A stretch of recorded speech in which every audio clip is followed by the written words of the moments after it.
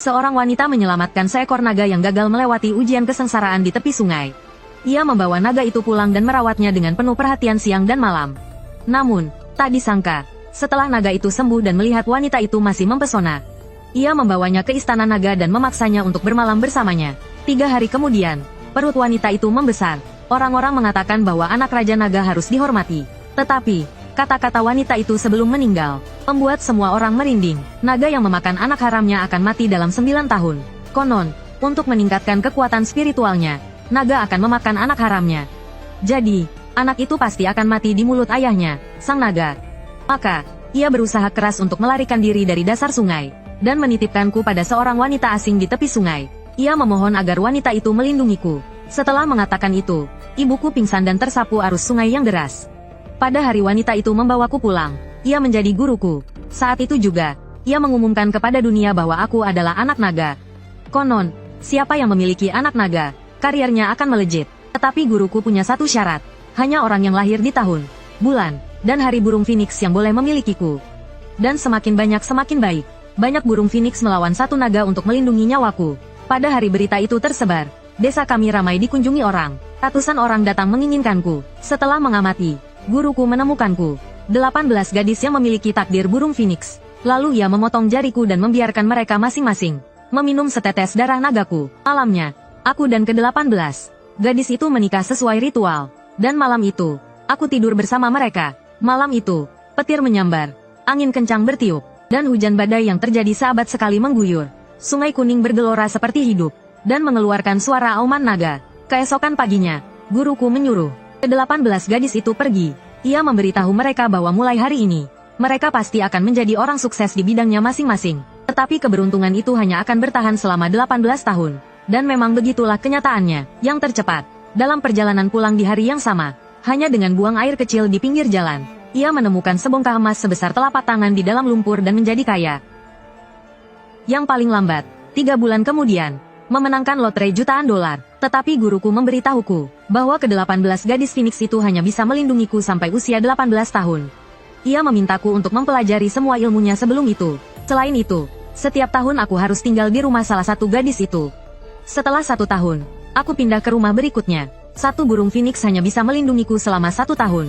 Jadi aku harus terus berpindah tempat setiap tahun.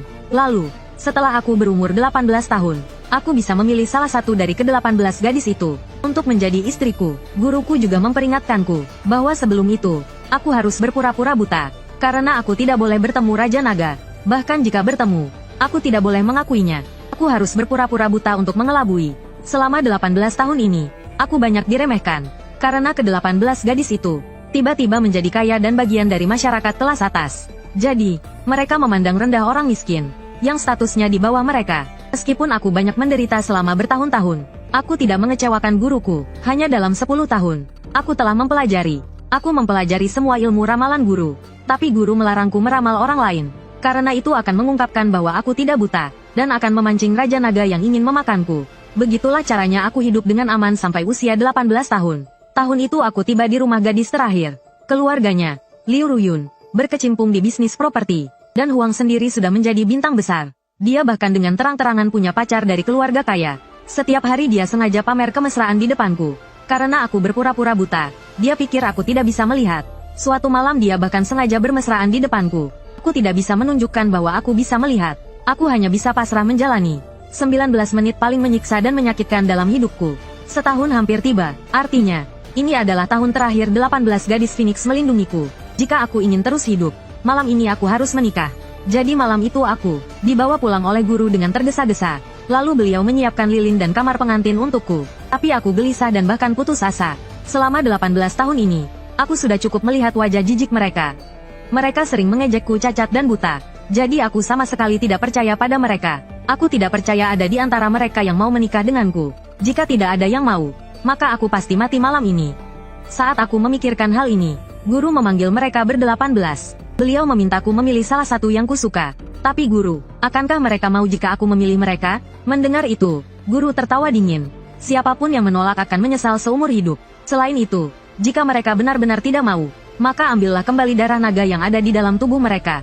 Karena mereka tidak layak memilikinya. Aku tidak mengerti, tapi ada satu hal yang aku tahu. Jika darah naga tetap berada di dalam tubuh mereka, terlalu lama, itu akan merusak tubuh mereka. Bagaimanapun, darah naga sangat kuat dan dapat meningkatkan kultivasiku. Tapi bagaimana cara mengambilnya? Melihat kebingunganku, guru tidak memberitahuku caranya. Sebaliknya, beliau memberiku sebuah kantong brokat dan berkata, untuk berjaga-jaga, jika tidak ada satupun dari mereka yang mau, bukalah kantong ini. Mungkin itu bisa menyelamatkan hidupmu. Tapi jangan membenci guru. Membenci beliau, apa maksudnya? Sebelum aku bisa bertanya, beliau berbalik dan pergi. Dan aku memegang kantong brokat itu, menunggu dengan cemas di rumah sampai malam. Akhirnya aku melihat 18 mobil mewah melaju ke arah sini. Pintu-pintu terbuka, dan keluarlah 18 wanita cantik. Melihat pemandangan di depanku, aku termenung. Akhirnya, aku mengarahkan pandanganku pada dua gadis. Yang satu bernama Wang Chengcheng. Dulu dia sering menipuku untuk minum air seninya. Sekarang dia terlihat agak malu. Mungkin karena sudah dewasa, jadi kepribadiannya lebih kalem daripada dulu. Yang penting, wajahnya menunjukkan aura. Sepertinya dia sudah belajar sedikit ilmu sihir. Dia juga membawa ransel. Yang lainnya bernama Zongting. Meskipun dulu dia juga jijik padaku, dia tidak keterlaluan, dan raut wajahnya menunjukkan tipe yang membawa keberuntungan bagi suami. Jadi, aku ingin memilih salah satu dari mereka berdua untuk menjadi istriku. Tapi ini semua hanya angan-anganku saja. Saat ini, belasan orang di hadapanku menunjukkan ekspresi jijik. Tanpa diduga, Wang Chengcheng tiba-tiba berkata, "Pak, kalian lupa kalau kita bisa hidup kaya raya seperti sekarang ini karena menikah dengan naga ke-10? Dialah yang mengubah nasib kita. Dia yang mengubah takdir kita. Tanpa dia, entah kita menderita di mana sekarang." Semua orang terdiam dan berpikir. Tapi tak lama kemudian, mereka kembali tak tahu malu. Lalu kenapa, masalah sepele seperti ini perlu dibahas sampai kapan? Bukankah kita masing-masing sudah melindunginya selama setahun? Tanpa kita, dia pasti sudah mati. Bukankah kita sudah impas? Liu Ruyun yang tidak setia juga menambahkan dengan dingin. Benar, sudah impas. Apa arti uang dibandingkan dengan nyawa? Menurutku, sekarang dialah yang berhutang pada kita. Mendengar itu, Wang Chengcheng menghela nafas berat. Karena kalian semua tidak mau, biarkan aku yang menikah dengannya. Aku, Wang Chengcheng, akan membayar hutangku padanya hari ini. Setelah mengatakan itu, dia perlahan berjalan menuju rumah. Melihat ini, aku sangat gembira. Wang Chengcheng benar-benar ingin menikah denganku. Saat aku sedang gembira, aku mendengar suara Wang Chengcheng. Kakak ke-18, apa kau di sana? Mendengar suaranya, aku berpura-pura buta dan berjalan keluar untuk membuka pintu. Agar terlihat nyata, aku sengaja tersandung di depan pintu dan jatuh tersungkur. Kejadian ini langsung membuat Liu Ruyun dan yang lainnya tertawa. Kalau matamu buta, mati saja. Kenapa harus menyusahkan kami? Melihat itu, Wang Chengcheng bergegas membantuku berdiri. Suara manis dan lembutnya, dan gerakan lembutnya membuat hatiku terasa hangat. Tetapi saat aku memutuskan untuk menjadikannya istriku, aku melihat wajah manis Wang Chengcheng tiba-tiba menunjukkan ekspresi licik dan jijik. Kakak ke-18, aku akan menikah denganmu sekarang. Dia berkata sambil mengeluarkan seekor ayam betina yang ditempeli jimat dari tasnya. Dia pikir aku benar-benar buta dan tidak bisa melihat. Dia ingin aku, pria normal, menikah dan malam pertama dengan seekor ayam betina. Aku tidak menyangka aku salah menilai dia. Wang Chengcheng ini lebih jahat daripada saat kecil. Jika aku benar-benar menikah dengan hewan ini, maka sesuai aturan monogami, aku tidak akan bisa menikah dengan salah satu dari 18 gadis itu. Dia sudah merencanakan untuk mencelakaiku. Apakah di matanya aku bahkan lebih rendah dari seekor hewan? Rasa malu membuat hatiku dipenuhi amarah dan dingin. 17 gadis lainnya juga terkejut. Tetapi dengan cepat ekspresi mereka berubah menjadi penuh harap. Mereka benar-benar berharap aku menikah dengan seekor ayam betina. Saat itu, Wang Chengcheng kembali berkata, "Kakak ke-18, biarkan aku menjadi matamu, agar kau tidak jatuh lagi. Masuklah dan menikahlah denganku." Setelah mengatakan itu, Wang Chengcheng menunjukkan ekspresi gembira karena rencananya berhasil. Mata tidak buta ini melihat semuanya dengan jelas. Meskipun aku tidak bisa membongkarnya secara langsung, trik kecilnya ini hanyalah permainan anak-anak bagiku. Jimat untuk mengendalikan ayam ini, ilmunya mudah sekali dipatahkan. Wang Chengcheng pikir aku buta dan tidak bisa melihatnya. Dia pikir aku ayam. Pakai ilmu sesederhana ini, aku dengan santai mengarahkan jariku ke ayam itu. Seketika, secercah energi yang keluar dari jariku dan mengenai kepala ayam itu. Ayam itu langsung mengepakkan sayapnya dan berlari ketakutan. Melihat ini, Wang Chengcheng panik.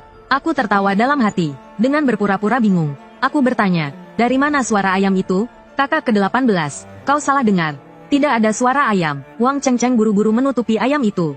Tapi sentuhanku tadi membuat ayam itu kesakitan. Ia meronta dan lepas dari genggaman Wang Chengcheng, berkokok dan lari menjauh. Wang Chengcheng menghentakkan kakinya dengan kesal dan tampak bingung. Sepertinya dia tidak mengerti kenapa ayam itu tiba-tiba mengamuk. Aku mengabaikan aktingnya yang seperti aktris film. Aku langsung meraih pergelangan tangannya. "Kalau begitu, Ayo kita masuk dan menikah.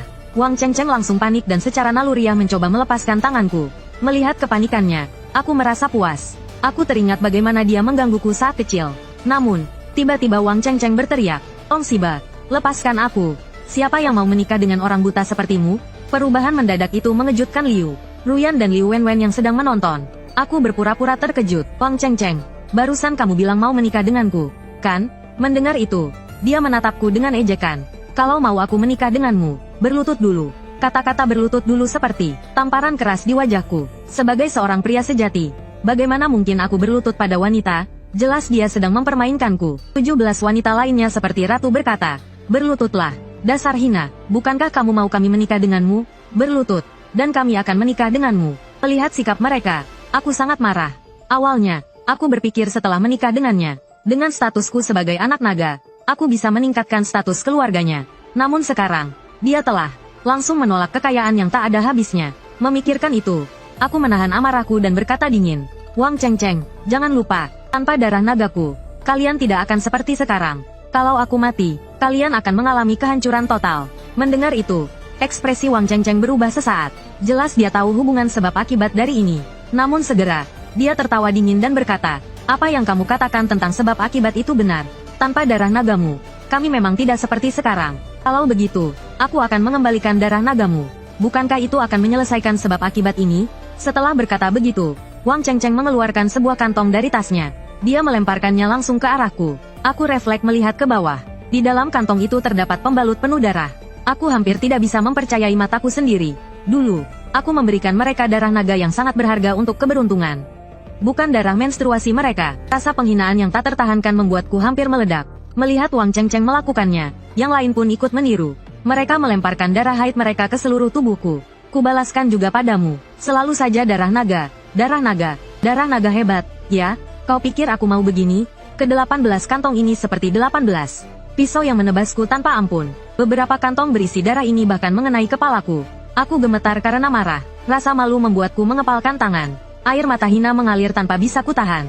"Tong Siba, kau masih berdiri mematung di situ? Simpan darah nagamu." Dia buta. Dia tidak bisa melihat. Hahaha, mereka tertawa terbahak-bahak. Dihadapkan dengan penghinaan seperti ini, aku benar-benar ingin membongkar kedok mereka saat itu juga. Tapi sesaat kemudian, aku tertawa dingin. Karena aku telah menyadari bahwa dahi mereka mulai terlihat gelap. Ini adalah pertanda nasib buruk. Mungkin malam ini bukan hanya aku yang tidak akan selamat, tetapi mereka juga akan menemui ajal sepertiku.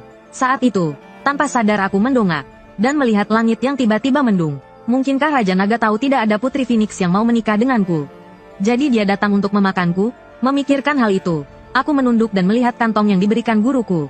Guruku bilang ini mungkin bisa menyelamatkanku. Apa isinya? Sebelum aku sempat membuka kantong itu, Liu Wenwen melenggak-lenggokkan kakinya yang panjang ke arahku. "Darah naga. Aku sudah mengembalikannya padamu. Bisakah kita pergi sekarang?" Mendengar itu, aku menggenggam erat kantong itu dan berteriak, "Darah naga kalian busuk. Ambil." Wajah Liu Wenwen dingin. "Kau menggonggong apa? Kau bilang siapa busuk? Aku akan merobek mulut busukmu." Sambil berkata begitu, dia dan wanita-wanita lain berjalan ke arahku dengan tatapan tajam.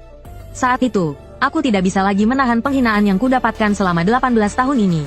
Lalu aku berteriak kepada mereka, "Jika aku tidak selamat malam ini, kalian semua akan ikut mati bersamaku." Kata-kata ini benar-benar membuat marah ke-18 wanita itu. Mereka langsung mengulurkan cakar 9 yin tulang putih mereka ke arahku. Tepat saat cakar mereka hendak menyentuh wajahku, guruku kembali. Lalu dia memarahi mereka habis-habisan. Kemudian dia menyuruhku membuka kantong yang kupegang. Aku mengangguk tanpa sadar dan membuka kantong itu. Isinya ternyata adalah surat nikah kertas merah. Di satu sisi ada tanggal lahirku, dan di sisi lain ada tanggal lahir seorang wanita. Aku agak bingung, jika aku tidak salah lihat, tanggal lahir ini sepertinya milik guruku. Ku benar-benar tercengang. Seingatku, guruku tidak terlalu tua. Saat dia mengambilku dari ibuku, dia terlihat berusia sekitar 17 atau 18 tahun. Dan sekarang aku berusia 18 tahun. Dia masih terlihat berusia 17 atau 18 tahun. Tidak berubah sedikit pun. Saat itu aku mengerti. Pantas saja guruku bilang jangan membencinya. Wang Chengcheng adalah seorang ahli Tao. Dia langsung tahu bahwa yang kupegang adalah surat nikah. Karena Guru Jiang sudah memberikan Long. Gadis ke-18 telah ditemukan. Jadi, kita tidak ada urusan lagi di sini. Ya, bukan urusan kita juga. Masa sih, benarkah ada yang mau menikah dengan orang buta? Wanita-wanita lain terkejut. Mereka mencibir. Ada yang tertawa sinis. Ada yang menunjukkan ketidaksukaan. Saat itu, Wang Chengcheng datang dengan wajah gembira. Ia berbisik di telingaku, aku sudah melihat surat nikahmu. Dengan gurumu, kan, aku akan memberitahumu rahasia yang ku ketahui setelah belajar Tao. Gurumu itu, bukan manusia. Selamat menikmati pernikahanmu dengan hantu. Wang Chengcheng meninggalkan kutukan itu dan berbalik pergi. Saat pergi, dia melirik guruku. Kata-katanya, dia bukan manusia, terngiang di telingaku. Aku tidak terkejut sama sekali, karena aku sudah mengetahuinya sejak kecil. Wanita-wanita lain juga mengutuk dan pergi. Saat mereka berbalik, guruku tiba-tiba menghentikan mereka. Bawa pergi semua sampah kalian. Menggunakan darah haid sebagai kain sutra naga yang berharga. Kalian sungguh tidak tahu malu. Bawa pergi. Wajah belasan wanita itu memerah karena malu. Tapi karena wibawa guruku, mereka tidak bisa berkata apa-apa dan hanya bisa memungut kantong mereka dengan malu. Mereka berbalik dan pergi. Aku hanya menatap mereka dengan dingin. Karena raut wajah mereka menunjukkan pertanda buruk. Ini adalah pertanda bahaya besar. Setelah mereka pergi, guruku datang. Aku tersadar dan segera berkata, "Guru, aku ingin tahu tentang surat nikah itu." Sejujurnya, guruku juga cantik, tapi tiba-tiba dia ingin menikah denganku. Aku tidak bisa langsung mengerti. Kau sedang memikirkan apa? Aku gurumu. Ini hanya solusi sementara. Mendengar itu, aku lega. Ternyata aku salah sangka. Sepertinya guruku tidak ingin aku mati malam ini. Jadi dia terpaksa melakukan ini. Tapi aku tidak menyangka guruku juga seorang gadis Phoenix. Melihat aku mengerti, guruku melanjutkan. Selain itu, aku ingin kau. Sebelum dia selesai bicara, petir tiba-tiba menyambar dari langit. Kemudian angin kencang bertiup. Hujan deras turun dari langit. Aku terkejut. Apakah Raja Naga akan datang? Guruku menyipitkan mata dengan serius. Sepertinya dugaanku benar. Dia segera menarikku ke dalam rumah. Aku secara spontan bertanya apa yang harus kulakukan. Di dalam kamar, guruku menutup pintu dan menatapku dengan serius. Tenang, kita berdua harus menikah sekarang. Aku tercengang. Menikah dengan guruku? Aku benar-benar bingung. Kau sedang memikirkan apa? Agar aku bisa melindungimu dengan takdir Phoenix selama setahun. Kita harus menikah. Setelah mengatakan itu, dia menarikku untuk melakukan upacara pernikahan. Anehnya, segera setelah ritual selesai, aku merasa tenang. Sepertinya guru mulai melindungiku dengan kekuatan anginnya. Setelah selesai, guru meminta setetes darah nagaku. Aku tersadar dan buru-buru menggigit jariku. Karena terlalu gugup, aku menggigit jariku terlalu dalam. Lihat itu, guru langsung mendekat dan memasukkan jariku ke dalam mulutnya. Lalu membalutnya dengan kain kasa. Kemudian guru berdiri di dekat pintu, dan melihat keluar dengan tatapan serius. Saat itu, suara guntur dan hujan, sangat keras dan memekakkan telinga. Ku bahkan samar-samar mendengar auman naga. Benar saja, apa yang harus datang akhirnya akan datang. Entah aku bisa melewati malam ini atau tidak. Setelah melihat itu, guru berjalan ke pintu dengan wajah serius. Kenapa bengong? Ayo masuk ke kamar pengantin. Aku tercengang tak percaya. Beberapa saat kemudian, aku memberanikan diri masuk ke kamar. Di dalam, aku mengulurkan tangan gemetar ke pinggang ramping guru. Tapi saat tanganku menyentuh kulit guru, tiba-tiba terdengar suara lembut guru di telingaku. Sebenarnya aku sudah punya suami. Mendengar itu, aku terkejut. Sejak kecil aku tahu guru adalah hantu. Tapi aku tidak tahu sudah berapa lama dia meninggal. Apalagi aku tidak tahu dia pernah menikah semasa hidupnya. Suasana semakin canggung. Aku merasa seperti selingkuhan. Tapi aku tetap malu-malu menjawab. Aku tidak keberatan. Mendengarku berkata begitu, guru berbalik menatapku dengan serius. Menikah denganmu hari ini melanggar tata krama dan memalukan suamiku. Aku tidak boleh melakukan hal yang mengecewakan suamiku lagi. Sambil berbicara, dia mundur beberapa langkah untuk menjaga jarak denganku. Di luar, petir dan guntur masih menyambar. Bahkan auman naga yang mengerikan semakin keras dan menakutkan. Untungnya, hari ini aku bisa melindungimu dengan kekuatan angin. Tapi aku belum menyatukan kekuatan naga dan angin denganmu. Sehingga Raja Naga masih akan datang malam ini untuk mengambil nyawamu. Ini semua salahku. Aku benar-benar tidak bisa melakukannya. Mendengar itu, aku buru-buru menggelengkan kepala. Guru, jangan katakan itu. Kau sudah sangat baik mau menikah denganku. Ini bukan salah guru. Ini salah ayahku, Raja Naga yang kejam. Mendengarku berkata begitu, guru terdiam. Beberapa saat kemudian, dia berbalik dan keluar dari kamar. Saat dia kembali, dia membawa boneka kertas yang mirip denganku. Kemiripannya membuatku terkejut. Lalu guru meniup boneka kertas itu dan memakaikannya pakaianku. Setelah itu, boneka kertas itu menjadi hidup, seperti saudara kembarku yang telah lama hilang. Setelah meniup, wajah guru menjadi sangat pucat. Kemudian dia berubah menjadi asap putih dan menjadi liontin giok putih kuno. Detik berikutnya, suara guru terdengar dari liontin itu. Meskipun kau tidak menikahiku dengan upacara resmi, dalam 1 tahun ini aku akan tetap mematuhi tata krama sebagai istri. Aku akan selalu menuruti perkataanmu. Apapun yang kau minta, aku akan melakukannya. Dan aku akan berusaha untuk tidak muncul di depan orang lain. Tapi setelah 1 tahun, kau harus menceraikanku. Aku menjawab ya dan menyetujuinya. Hanya surat cerai, kan? Siapapun pasti tahu, kenapa tidak cepat bawa aku pergi? Mendengar itu, aku memegang giok dan bertanya ke guru, kemana kita pergi? Sesuai aturan 18 Phoenix yang melindungimu selama ini, tahun ini kau harus tinggal di rumahku agar aku bisa melindungimu. Aku punya toko di kota, kita ke sana dulu. Aku mengangguk dan memasukkan giok ke dalam saku.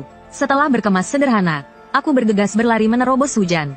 Tak disangka, belum lama berlari, aku mendengar auman Raja Naga. Disusul suara ledakan yang menggelegar. Refleks aku menoleh, melihat api membumbung tinggi di kejauhan. Rumah guruku hancur, Raja Naga benar-benar muncul. Tekanan yang tak terlukiskan langsung menyelimutiku. Kukira setelah bersembunyi selama 18 tahun seperti anjing, aku akan aman. Tapi hari ini, sepertinya tidak sesederhana yang kukira. Apa aku harus menikahi wanita bertakdir angin setiap tahun, agar bisa bertahan hidup? Tapi mana mungkin ada begitu banyak wanita angin yang mau denganku?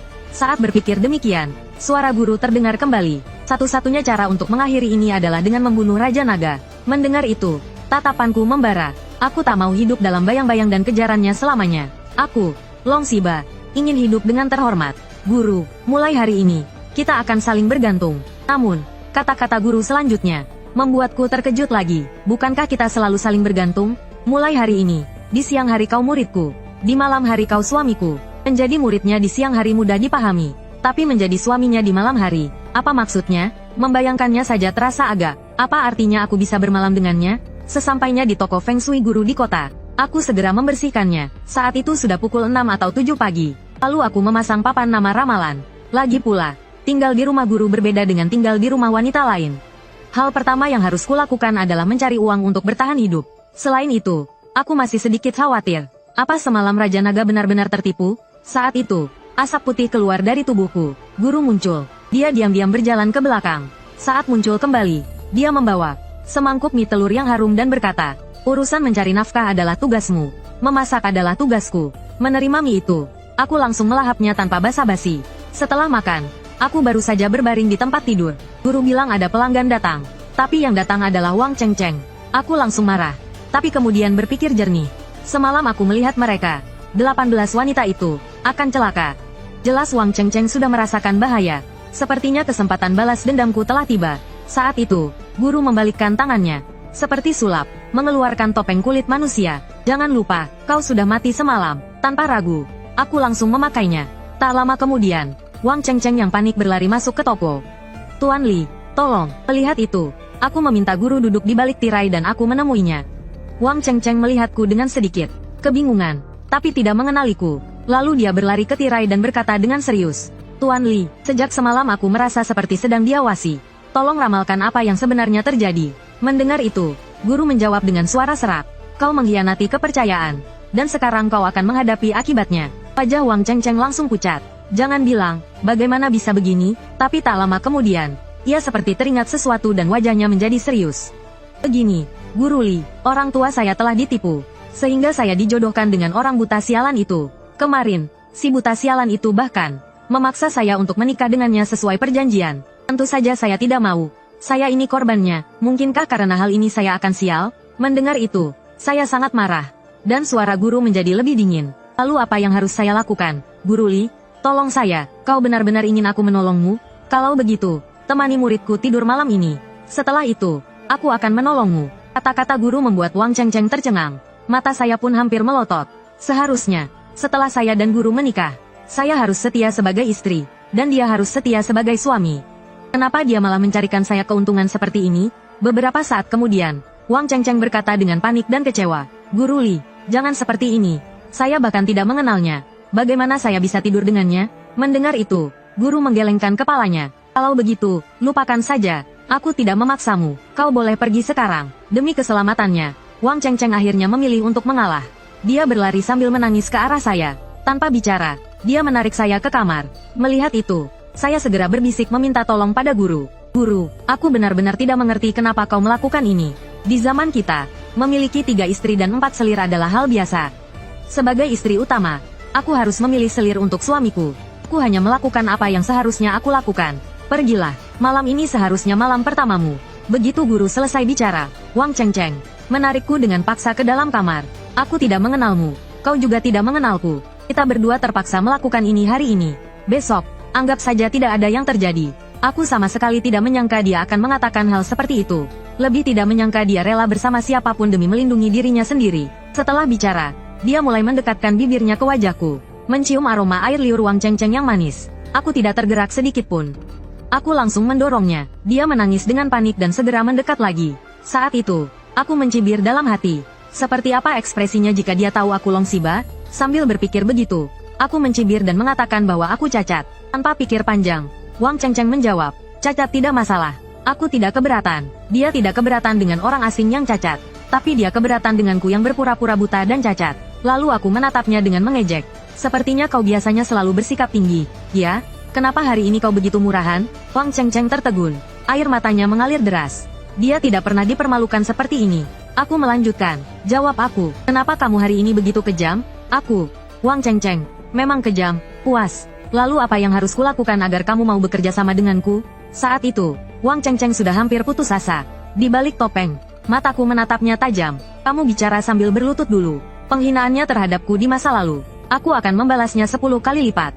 Wang Chengcheng terkejut, matanya berair. Lalu ia jatuh berlutut di depanku. Apa aku pernah menyinggungmu? Kenapa kamu memperlakukanku seperti ini? Aku tidak menjawab, malah memintanya membuka bajunya. Kemudian aku mengeluarkan ponsel dan mulai merekam. Aku ingin mengembalikan harga diriku yang dulu ia hancurkan. Wang Chengcheng awalnya diam sejenak. Namun akhirnya ia mulai melepas bajunya satu persatu. Setengah jalan, ia tiba-tiba mendongak dan menatapku. Apakah kamu akan mengunggah video ini ke internet? Mendengar itu, wajahku berubah dan aku berteriak. Lanjutkan, urusan aku unggah atau tidak. Bukan urusanmu. Mendengar jawabanku, Wang Chengcheng terjatuh dengan wajah pucat di lantai. Melihat dia sudah mencapai batas harga dirinya, aku mematikan ponsel dan berjalan keluar. Namun Wang Chengcheng memeluk kakiku dengan erat. Kumohon, jangan unggah video itu. Kalau kamu melakukannya, kamu akan menghancurkanku. Urusan aku unggah atau tidak bukan urusanmu. Video ini tidak untuk dibagikan. Kalau begitu, aku unggah sekarang juga. Setelah berkata begitu, aku tidak peduli lagi, dan langsung pergi keluar rumah. Guru melihatku keluar dan menunduk melihat jam. Lalu dia menunjukkan ekspresi tidak percaya dan berkata, terlalu gugup, ya, seharusnya dengan hidung mancungmu. Tidak akan secepat ini. Wajahku memerah. Lalu aku cepat-cepat menggeleng. Aku tidak menyentuh apapun. Apakah kamu merasa pilihan yang kuberikan buruk? Aku menggelengkan kepala dan berkata, tentu saja tidak. Lalu bagaimana rencanamu untuk mengambil kembali darah naga dari tubuhnya? Aku langsung tersadar. Ternyata maksud guru tadi adalah untuk mengambil kembali darah naga. Namun cara ini sungguh tidak bisa kuterima. Tapi meminta dia menyerahkan darah naga secara sukarela juga tidak realistis. Setelah berpikir sejenak, aku menatap guru dan bertanya, bolehkah aku mengambilnya dengan paksa? Mendengar itu, sebelum guru menjawab, Wang Chengcheng keluar dari dalam dengan mata merah. Ia tampak seperti kehilangan semangat hidupnya. Guru menatapnya dan berkata, selama 3 hari ke depan, kamu tinggal di sini dulu. Meski tidak rela mendengar kata-kata guru,